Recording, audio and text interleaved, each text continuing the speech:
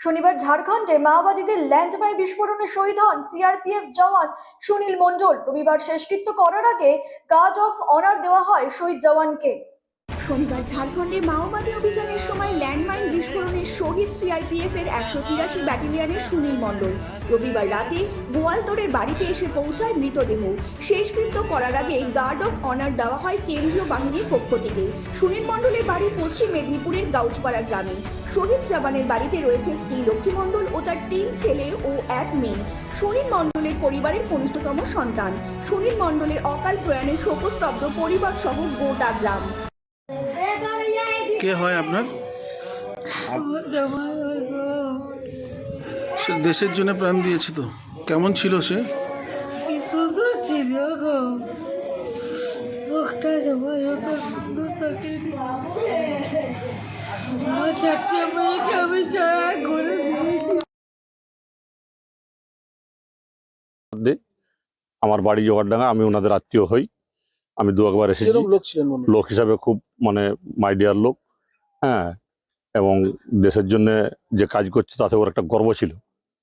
ছাদে দাঁড়িয়ে আমরা অন্তত ঘন্টা দেড়েক গল্প করেছি যে এখনো আমার 2-2.5 বছর চাকরি আছে। আমি অনেক কিছু জিজ্ঞাসা করেছি, চাকরি জীবনে কি ভয় টয় বা কিরকম কি এরকম সিআরপিএফ যে কাজ করছে। বলছে না, কোনো ভয়ের কোনো কারণই নাই। দেশের জন্য তো আমরা জীবনকে বলিদান দিয়েই নেমেছি, দেশের কাজ করার জন্য। তাতে যদি জীবন যায় যাবে, এরকম বলতো। আমার সাথে গল্প হয়েছে অনেক। এবং সব বিষয়েই এই যে অনুষ্ঠান বলতো যে আমার গ্রামে অনুষ্ঠান হলে আমি ঝাঁপিয়ে পড়েছি এবং সেখানে পুরোপুরিভাবে অংশগ্রহণ করেছি। ধারা খুব ভালো, দেশের জন্য চিন্তাধারা খুব ভালো, গ্রামের জন্য চিন্তাধারা ভালো, নিজেদের সংসারের জন্য চিন্তাধারা ভালো। সব বিষয়েই ও একবারে মাই ডিয়ার লোক ছিল এবং খুব ভালো আচার আচরণ ব্যবহার সব দিক দিয়েও ভালো। শেষ কবে দেখা হয়েছিল? আমার শেষ দেখা হয়েছিল ওদের বিয়ে বাড়িতে। কত মাস? 1.5 মাস আগে। 1.5 মাস পর ভেবেছিলেন এরকম একটা ঘটনা ঘটবে? না, এটা তো কখনোই ভাবতে পারা যায় কি? কিন্তু আচমকা জিনিস। মানে আজকেই মানে কালকে শুনে আমরা তো মানে সেই আকাশ থেকে যেমন মেঘ বৃষ্টি যেমন ঝরে পড়ে আজকে, সেরকম মানে আমরা সব ভেঙে পড়লাম। আপনার নাম কি? আমার নাম অমল মণ্ডল। আমি বিএসএফ এ সার্ভিস করি। আর আমার ভাই সুনীল মণ্ডল, ও হচ্ছে সিআরপিএফ এর কাজ করতো।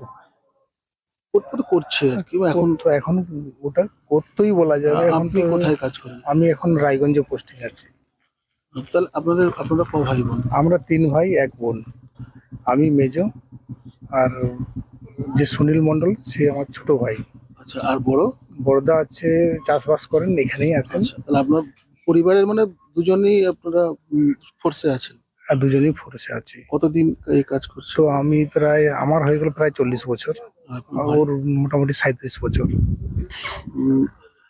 উনি কোথায় পোস্টিং ছিল? পোস্টিং এই ঝাড়খণ্ডে ছিল। কখন আপনি এটা হয়েছিল? আমরা খবরটা আমি লেটেই পেলাম, কারণ ঘটনাটা ঘটেছিল ঠিক 3টে 3:30-এর দিকে। তো ওরা গেছিল বনে সার্চিং করতে, মানে এরিয়া ডোমিনেশন বলতে ওটাকে। তো ওখানে সে পার্টি কমান্ডার হিসেবেই ছিল। সে পুরো ট্রুপসকে নিয়ে সে আগে আগে যাচ্ছিল। তো ল্যান্ডমাইন কোথায় রাখা ছিল সেটা বুঝতে পারেনি। এর আগে একটু বৃষ্টিও হয়েছিল, সেই জন্য বুঝতে পারেনি, কোনো নিশান চিহ্ন বুঝতে পারেনি। সেই ল্যান্ডমাইনে পা দেওয়ার পরে তার সাথে একজন ছিল, সে আর তার সাথী দুজনে ওখানে, আশা করি স্পট ডেথ ওখানে হয়ে গেছিল। তারপর তাকে হসপিটালাইজ আছে।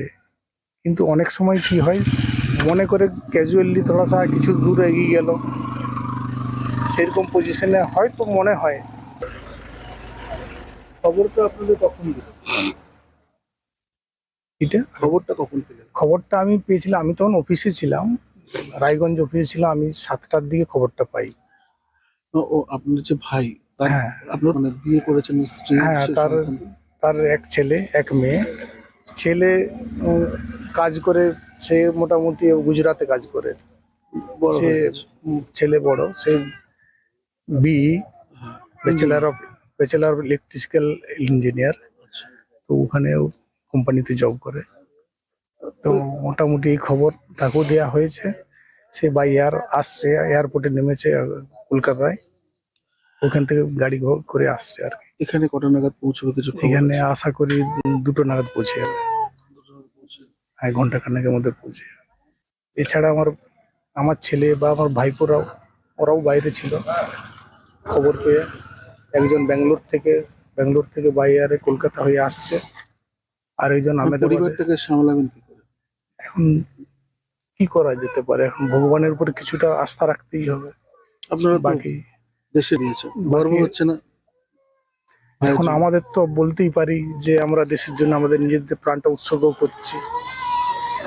এটা হচ্ছে সব থেকে বড় বলিদান যেটা বলা যায়। আমরা ভারত মাতার সন্তান, দেশের জন্য বলিদান দিতে পেরেছি, এটাই আমরা একে সার্থক মনে করব। আমাদের জীবন এইভাবেই সবাইকার সামনে উল্লেখ হয়ে দাঁড়িয়ে থাকবে, প্রতিষ্ঠার মতো উজ্জ্বল হয়ে দাঁড়িয়ে থাকবে। এই যে ত্যাগ সবাইকার কপালে জুটেনি, সেটা আমাদের দুর্ভাগ্যই বলবো, আমরা তো বলবো সৌভাগ্য। দেশের জন্য আমরা প্রাণ বলিদান করতে পারছি।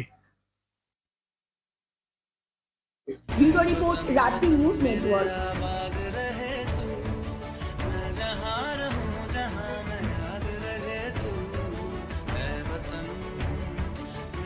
वतन